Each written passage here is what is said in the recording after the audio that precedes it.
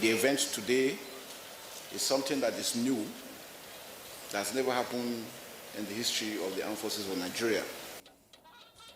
Also on the news, Nigeria police explains arraignments of End Bad Governance protesters. The fact that you're a 13-year-old doesn't mean you cannot be charged with court. Good to have you join us on the network news. I am Lami Ali. Bernie Adams is here with me in the studio for business news segments, and Ayodi Kinde has the latest on sports. You can check us on nta.ng/live and on other platforms of the NTA. Now, President Bola Tinubu has received the National Economic Council's recommendation on the tax reform bills already sent to the National Assembly to be withdrawn for further consultation. In a statement, President Tinubu commends the National Economic Council members, especially Vice President Kashim Shettima and the 36 state governors for their advice. He believes that the legislative process, which has already begun, provides an opportunity for input and necessary changes without withdrawing the bills from the National Assembly. While urging the NEC to allow the process to take its full course, President Tinubu welcomes further consultations and engagements with key stakeholders to address any reservations about the bills while the National Assembly considers them for passage. The statement also says when President Tinubu set up the Presidential Committee on Tax and Fiscal Policy Reform in August 2023, he had only one objective: to reposition the economy for better productivity and efficiency, and also make the operating environment for investment and businesses more conducive. This objective remains more critical even today than ever before. The Presidential Food Systems Coordinating Unit must redouble efforts in ensuring that federal government policies on food security are sustained. Vice President Kashim Shettima gave the charge during the second meeting of the unit, constituted as part of efforts to tackle hunger. State House correspondent Abdulrahman Jibrila has the details. The Presidential Food Systems Coordinating Unit is in a vantage position to catalyze the nation's food security drive. Inaugurated in July 2024 to come up with a Food Systems Council to address food insecurity in the country. So let's walk the talk. This presidential initiative is a very beautiful one.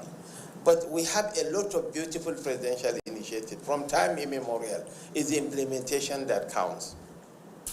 And we are at a unique position to really catalyze our challenges into progress. By next week, I will still commandeer the Minister of Agriculture, the Minister of Budget and Economic Planning to visit IITA, push them hard so that the cassava value chain can be enhanced. You can grow cassava in the poorest of soils in the desert of Borno or Yobe or anywhere. Cassava is a very resilient crop that can grow almost anywhere. Expressing hope of increasing availability in Nigeria, Vice President Kashim Shettima said the unit boasts of some of the leading lights in the nation's private sector, whose experience and contacts must be harnessed to drive the process. We've agreed that we have to face it as an agribusiness, not forgetting the smallholder farmers, to make sure that all of them are busy where they are, and to make sure that we replenish our grain stocks. How government will also, federal government and state government will also buy foods during these bumper harvests, so that we can store it for onward delivery, to the communities. The state of Nigeria where it is today, it makes domestic production highly competitive compared to imports. As the proposal, we have some plans, especially the GIP, the Green Imperative program that is going to be supported by Brazil. That's a €195 million program. Voice is important on the table, and it's good that government understands the role that we can play in supporting to get that execution done. The meeting called for a fundamental shift in the country's approach to food security, emphasizing the need for a better coordination between federal and state governments. From the State House, Abdulrahman Jibrila, NTA News. Nigeria will be among the top 80 countries on the Global Human Capital Index by building a healthier, better educated and empowered citizens by 2030. Vice President Kashim Shettima stated this while inaugurating the HCD 2.0 strategy during a meeting of the steering committee of the Human Capital Development Program at the Presidential Villa. Again, State House correspondent Abdulrahman Jibrila reports. Ambitious but quite achievable, government called on Nigerians to embrace the Human Capital Development Program. Vice President Kashim Shettima recalled how Nigeria had faced a stark reality in 2018 when the nation's ranking on global human capital indices showed critical gaps in health, education and employment. I urge you, let us work as a team. Nigeria is not where it ought. Be rest assured that we'll drive this process in partnership with our friends in the development community, in the NGOs, in ECOWAS, in the Governors Forum. This meeting is showing the urgency to address situations that compelled Nigeria to prioritize human capital development, leading to the launch of the HCD 1.0 to build a healthy, educated and productive Nigeria by 2030. And then cross-cutting elements such as gender and equal opportunities, digital economies, kind of futuristic sectors, climate change and sustainability. And then there are enablers such as data and such as the governance structure, of which the steering committee is the apex of the governance structure of the program. The World Bank is already investing a lot in this area, and we are very pleased to see the leadership of the Vice President who will drive this process, working with all stakeholders across federal ministries, but also state governors and state officials, and all the other stakeholders to really accelerate. It's really about accelerating the efforts and the work in this area. This engagement also highlighted the importance of robust monitoring, evaluation, accountability, and learning processes to ensure transparency and effectiveness in tracking progress. From the State House, Abdulrahman Jibrila, NTA News. Vice President Shettima has inaugurated the National Flood Erosion, Drought and Desertification Management Council with a mandate to establish a comprehensive approach to combating the growing challenges of environmental and climate-induced disasters. State House correspondent Abdulrahman Jibrila brings us the story. The inauguration of this council confirms the federal government's seriousness to tackle these environmental challenges through a unified response mechanism. The creation of the council followed recommendations from an updated roadmap on disaster management developed by a committee led by Kogi State Governor Usman Ahmad Ododo under the directives of the National Economic Council. The council a new course in the management of nature-induced disasters in Nigeria. It also enables us to work collaboratively and share resources for better and optimal performance. This is against working in silos. For us to achieve the cardinal objective of setting up this council, we must be committed to fully participating in all its activities and operations. It is clear that the nature of disasters always calls for impromptu meetings. Accordingly, I urge all stakeholders to endeavor to be available at short notice. I have no doubt that we have the requisite knowledge and experience in our MDS to overcome whatever challenges there may be. Looking for a permanent way, a permanent solution to these natural disasters. That is the basic mandate of this council. Been given terms of reference to all with our own challenges. The Vice President has also requested that all states should also submit reports of the level of damages in their states that have been affected by the flood. The committee's responsibilities include advising the federal government on disaster management strategies, developing a national disaster management strategy with immediate, medium and long-term measures, and enhancing public awareness of climate resilience practices. From the State House, Abraham Jibrila, NTA News. The head of the Civil Service of the Federation, D.D. Wilson-Jack, says the current administration is working at developing a transportation scheme for federal civil servants to ease difficulties in commuting to and from work on a daily basis. She stated this when she appeared before the House Committee on Public Service for an interactive session. For that, we are working with relevant agencies to see how we can acquire some of the CNG buses that would be used to develop a scheme, a transportation scheme for federal civil servants. The Staff Housing Loans Board has been there for the civil servants. I know of civil servant that has benefited, but yet, you know, you have some source of funding which might not necessarily come into our budget. How much is being revolved, plus the money from the service-wide board, and what do you still need to augment the whole process? Of the committee, Sani Bala urged the head of service to pay attention to the welfare needs of workers, especially in the areas of housing and insurance.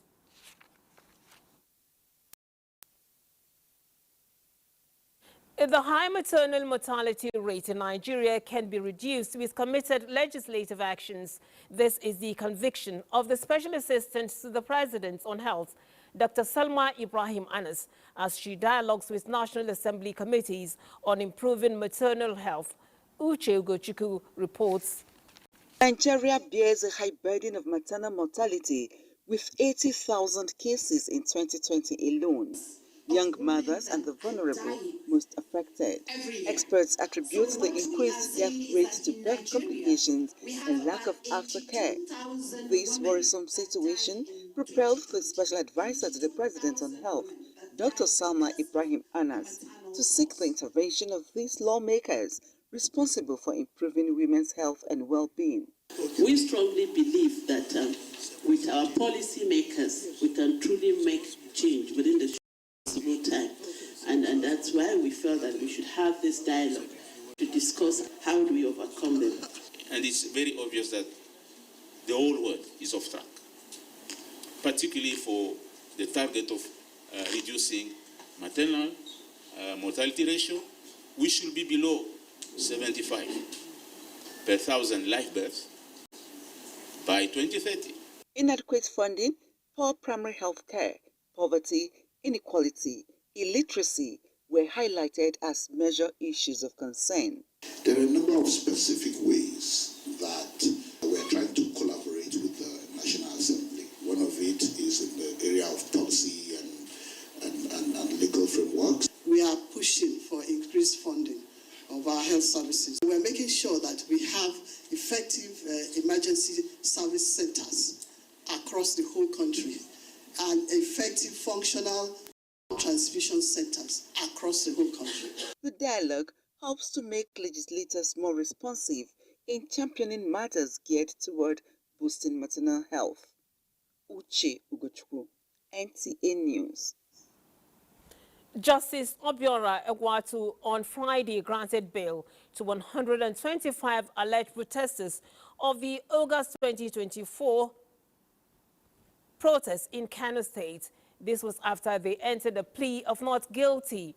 The defendants were charged with terrorism by the Nigeria Police Force, who alleged that the defendants intended to overthrow the government of President Bola Tinubu. Counsel to the defendants, Marshal Abubakar, moved the application for their bail, which was granted in the sum of 10 million naira each and a surety of someone not less than level 16 in the civil service with a means of identification. Earlier, as the of arraignment, Justice Obiora suspended proceedings following the collapse of some of the teenagers in court. Justice Obiora invited health personnel from the court clinic who attended to them. Meanwhile, the Nigeria Police Force says the minors were arraigned for various offenses, including treasonable felony, terrorism and arson, which the force describes as capital offenses. Force Public Relations Officer Olumuyiwa Adejobi, in a briefing, sheds light on their arrest and subsequent arraignments. But none of them is less than 7. I think the youngest should be 13. The fact that you're a 13-year-old doesn't mean you cannot be charged to court. So anybody, even the children and young person's act, you can still charge you to court because you are 13-year-old. You can go to court. So they have charged them to court for this. On behalf of the federal government of Nigeria, the police has taken the bull by the horn because these are those who actually are leveraged on the end bad governance protest. They hijacked the protest and they are so violent. They are the people that are flying the Russian flags and many foreign flags, which of course is a punishable offense.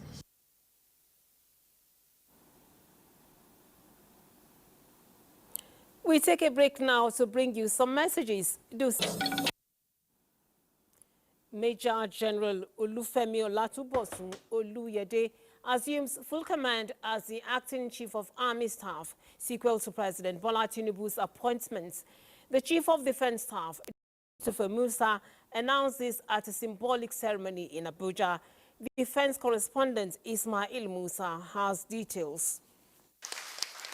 A symbolic ceremony ushering in the acting Chief of Army Staff, Major General Olufemi Oluyede. The event today is something that is new, that's never happened in the history of the armed forces of Nigeria.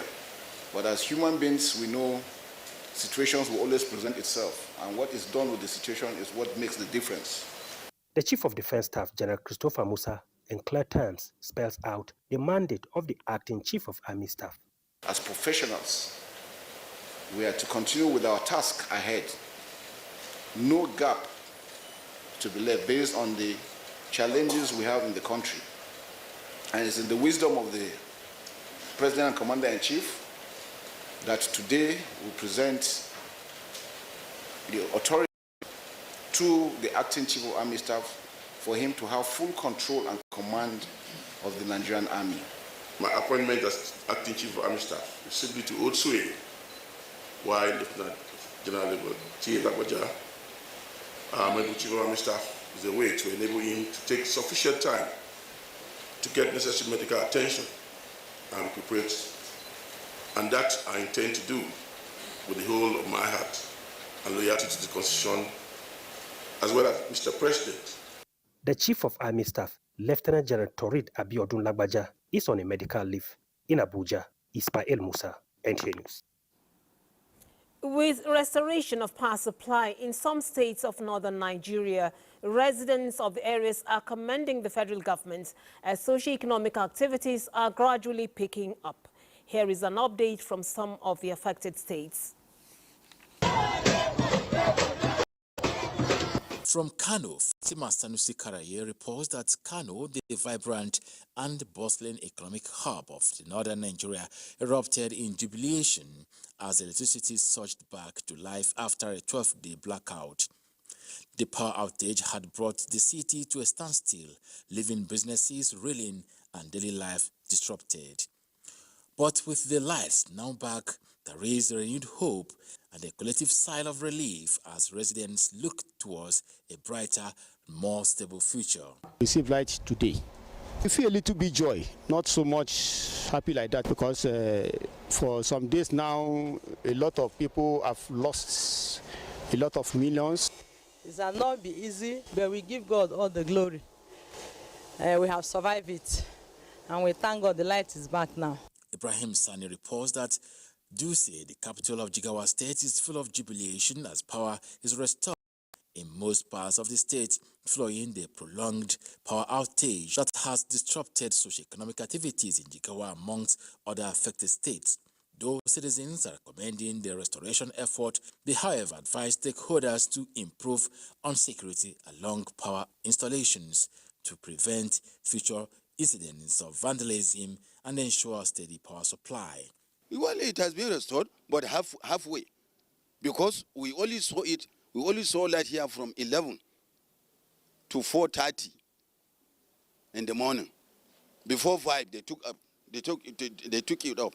Also in Kaduna, the restoration of power supply to the state has brought life again to socio-economic activities, which heightened enthusiasm amongst residents, especially in Kaduna Metropole and environs, as reported by Clement Oloruntoba. We are playing a ball, a training that we are so happy with each other. From Jos, Bilkisu Nuhu reports that socio-economic activities are gradually returning following the restoration of electricity. As a result, residents applaud the federal government for its efforts in that regard after days of power cuts. Buying of fuel is something that I'm not making profits from it, because like for the 10 days now that there was no light, I spent approximately almost up to like 15,000 naira to buy fuel and all that. It has really affected the business because it makes the patronage to go low. From Bauchi, Muazu Hassan reports that addressing issues that affected the national grid has brought back to life all activities that depend on power supply. Many people are happy due to the restoration of this power supply. If not because of the NEPA want us to put security into our transformer, if not, then could have vandalized everything. Following the restoration of electricity to Katsina State after several days of total blackout, as reported by Suleiman Godogi, residents rejoice, applauding the federal government and the Transmission Company of Nigeria.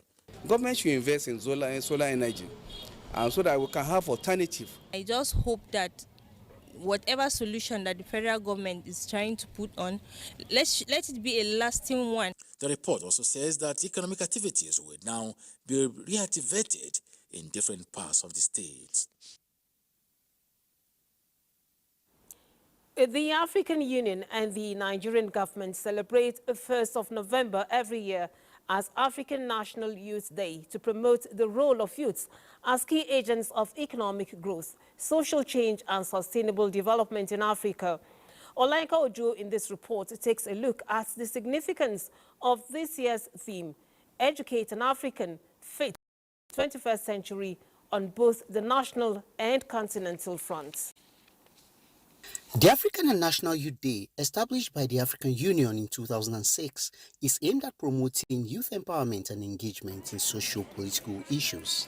The day recognizes the contributions of young people to the continent's development as well as address the challenges they face. Unemployment and empowerment, especially to our persons with disability. And we need better digital literacy training. It is also aimed at creating a brighter future for the next generation, where education, skills, employment, health, social justice, and participation in civic life inspire young people to take active roles in their communities.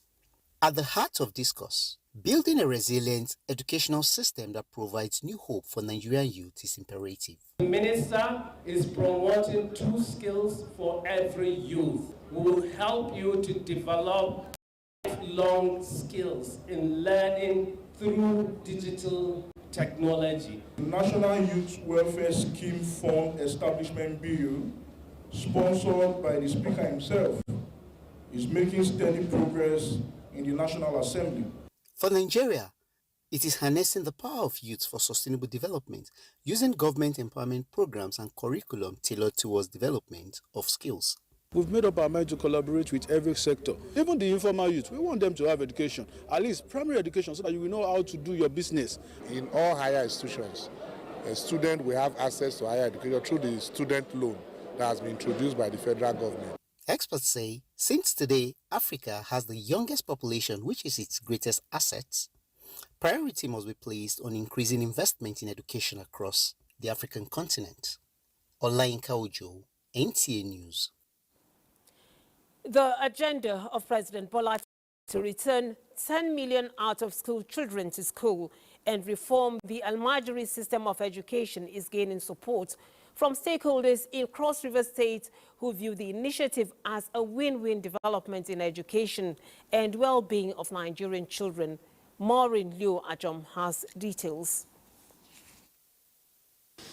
That education is not all about paper qualification.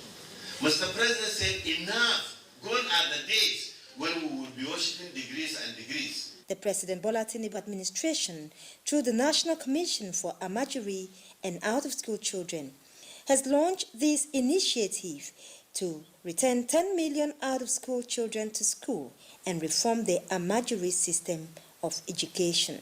We know that here we're looking at education very seriously. Yes. I believe that in the coming year we'll try to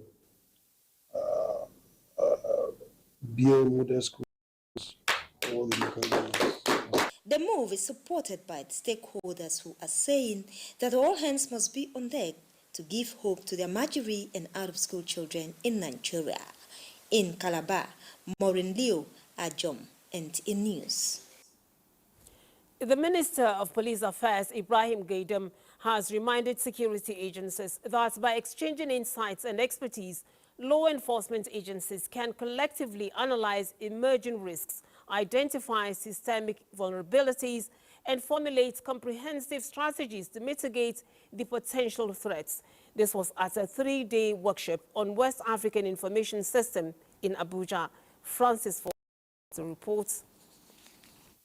The Minister of Police Affairs enjoins stakeholders to put up their thinking caps and articulate strategies that will promote collaboration among law enforcement agencies. Raising security challenges and stress in the country, there is no better time than now to build on strengthening interagency collaboration. Teamwork makes the dream work. No one organization will be able to solve this problem by themselves. The criminal justice sector, we acknowledge that the safety and security of our communities rely heavily on the effective and timely exchange of critical information. The issue of information sharing is a sine qua non in trying to protect and property.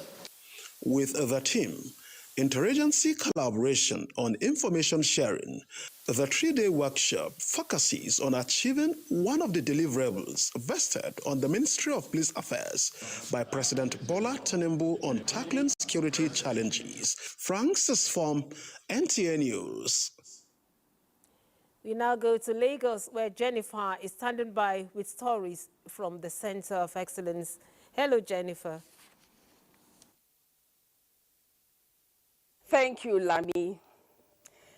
Continuous stakeholder engagement has become necessary to ensure safety and privacy of digital users, particularly in the age of digital transformation. This was reiterated by various speakers at the 2024 Digital Jurist Awards, organized by Philips Consulting. The Nigerian Television Authority was nominated as one of the federal government's agencies with the best social media platforms. Amaka Owo reports. In this era of dynamics in the digital ecosystem, building sustainable platforms is crucial in driving the future. This formed the theme of the 15th edition of the Digital Jurist Awards. Develop workflows that also show the connections, the interdependencies, how data should flow within the organization. Digital transformation is a new way of thinking, improving consumer behavior.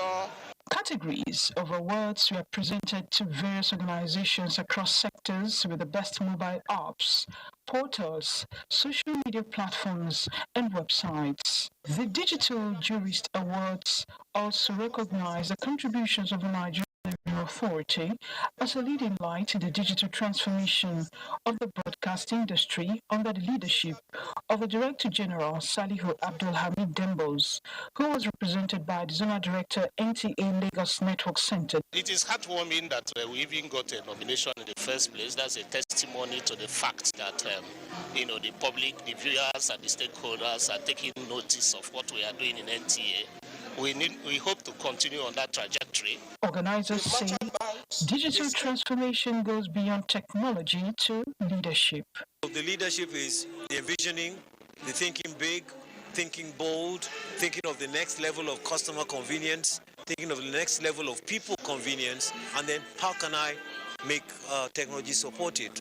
What digitization can do in the organization. We have prefigured this in constructing our verticals, and that is how we engage with our clients and prospects. The need for of requisite technological skills that will drive innovation in the nearest future. In Lagos, Amaka O, NTA News.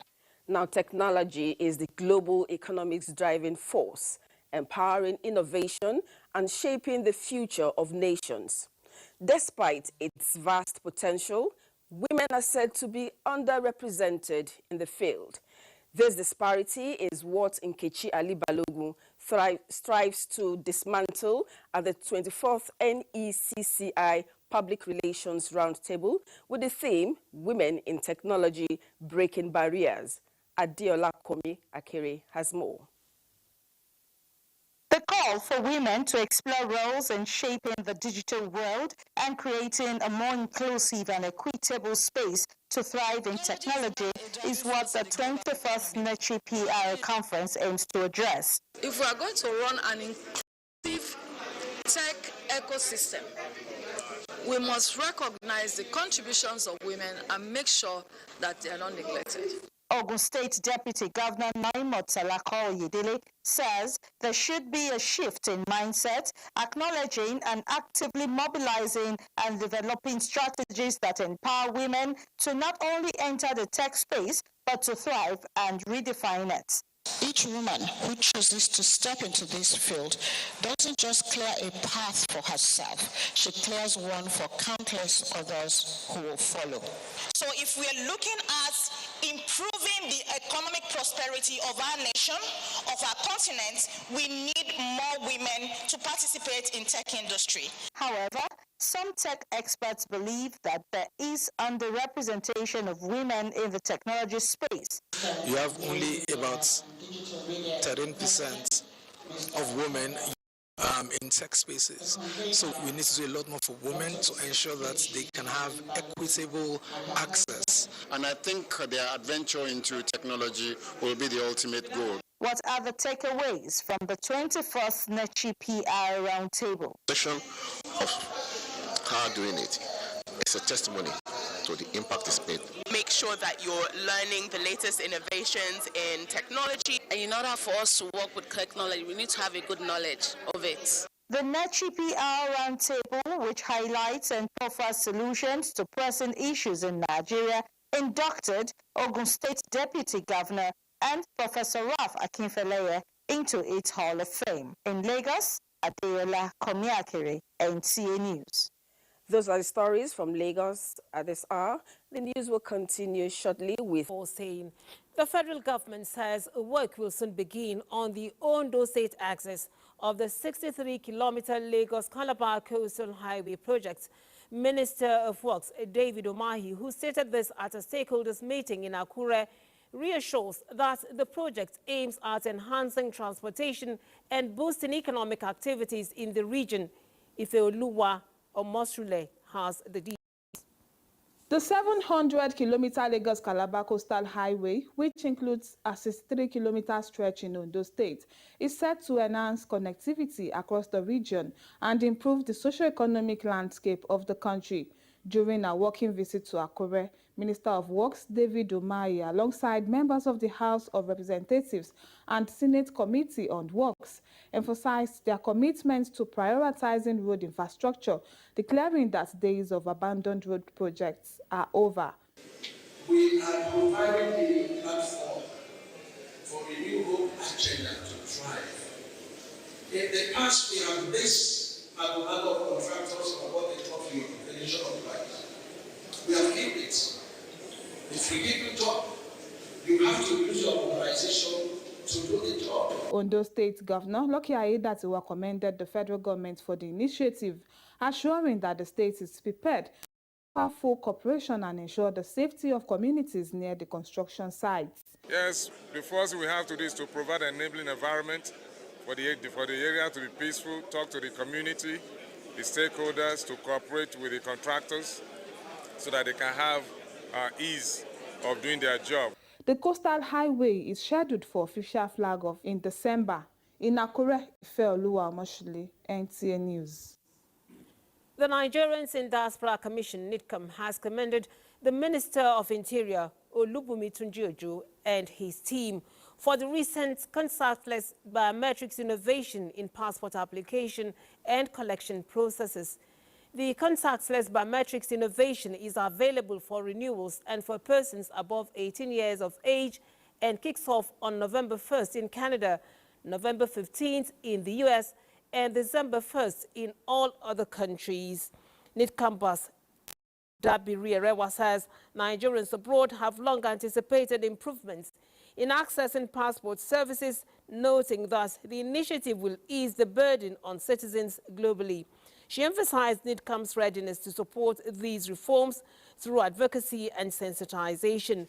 The Minister of Interior underscores the ministry's commitment to working closely with NIDCOM and the Nigeria Immigration Service to ensure the reforms are successful. Business News is next with Benny Adams. Over to you, Benny. Thank you, Lami. Now talking business, the Nigeria-Morocco Business Week has ended with renewed commitments to strengthening trade and investment between the two countries. Musa Abubakar has details of that event. Business Week and the investment delegation from Nigeria are still engaging Moroccan business on possible partnerships. The automotive sector is one key area the Nigeria Automotive Design and Development Council is keen to reposition with a visit like this.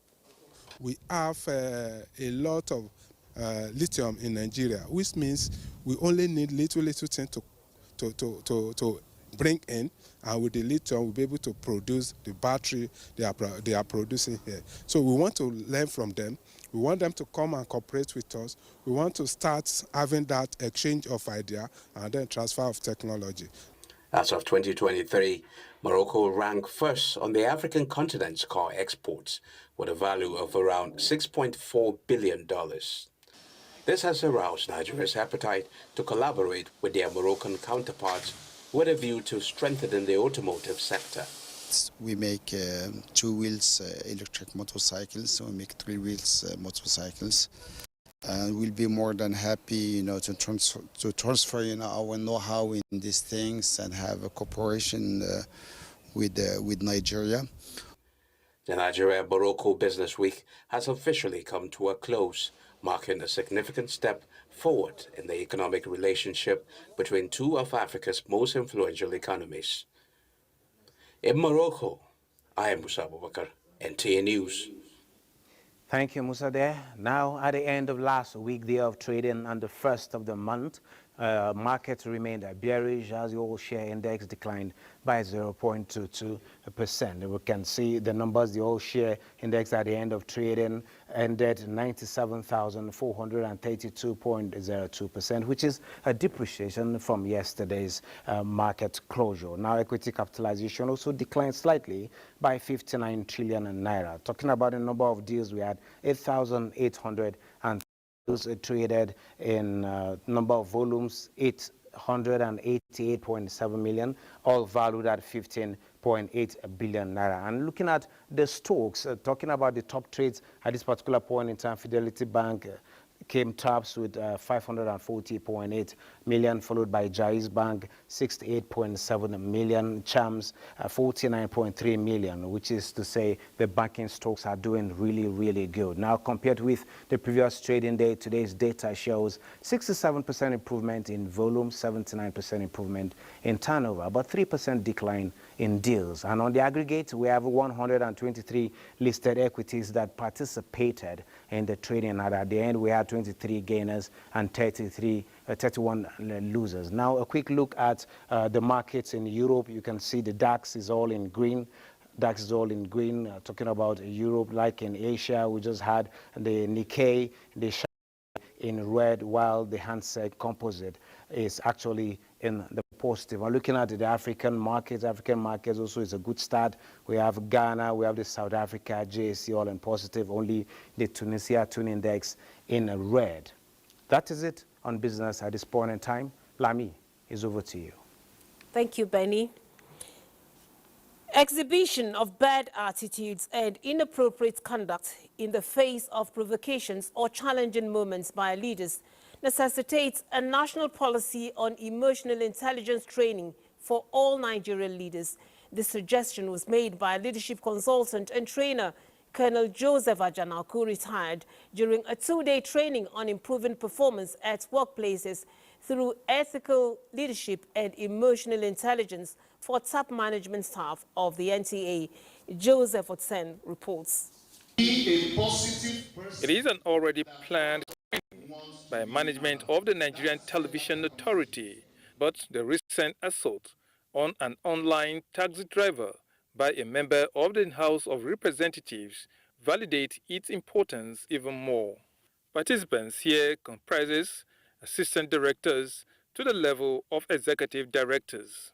They are trained in the art and science of leadership wherever they are working, so that we can encourage efficiency.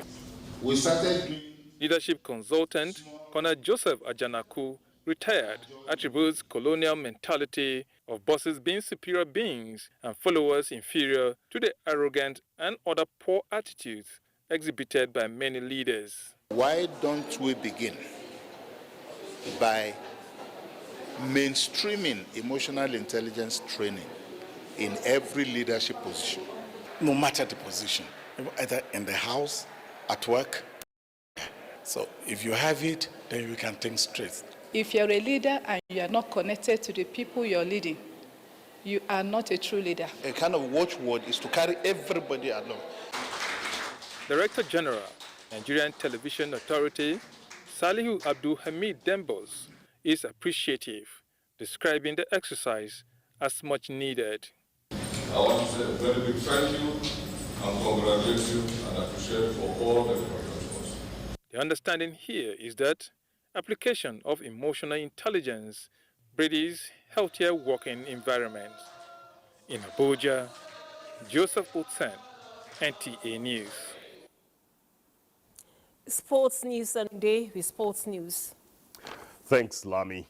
Our Super Eagles coach, Austin Eguavoin, has promised to build a solid team that will qualify and contend for the Championship of African Nations title in Kenya, Uganda and Tanzania from February 1 to 28, 2025. Eguavoin is known after assessing invited players during training session at the Moshood Abiola National Stadium, Abuja, as the team prepared to face familiar foes, Ghana, in the CHAN qualifiers later in December. Impressive, only 2 sections, but you can see that technically they're very good. We still have a lot of work to do because they're coming from different clubs. And we have to try to see how we can blend them now and make them play as one team, as one unit. Nigeria has missed qualification for the last 2 editions of the tournament. Let's move on and tell you that El Kanemi Warriors' unbeaten start to the season is on the line when they host Katsina United on March Day 10 of the Nigeria Premier Football League.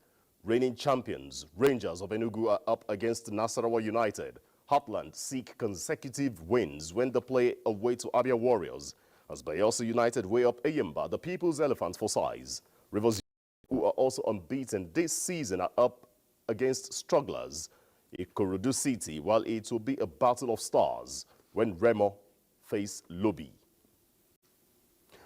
Newly appointed Manchester United head coach Ruben Amorim is set to bring in 5 of his assistants from Sporting Lisbon when he moves to the north of England on November 11 as the 6th permanent boss since Sir Alex Ferguson retired in 2013. The record Premier League champions announced the appointment of the 39-year-old earlier on Friday to replace Erik ten Hag. But Amorim's first match in charge in the league is against Ipswich Town away from home, while his first game at Old Trafford will be in the Europa League against Bodo Glimt on November 28. And still in the English Premier League, Arsenal are at the Sports Direct Arena to face Newcastle United in the early kickoff on Saturday. Leaders Manchester City take on Bournemouth just as Liverpool welcome Brighton to Anfield. The marquee fixture of the weekend is slated for Old Trafford, when Manchester United and Chelsea go toe-to-toe. And that's your sports. It's back to Lami. And that also does it on Network News. We thank you for watching.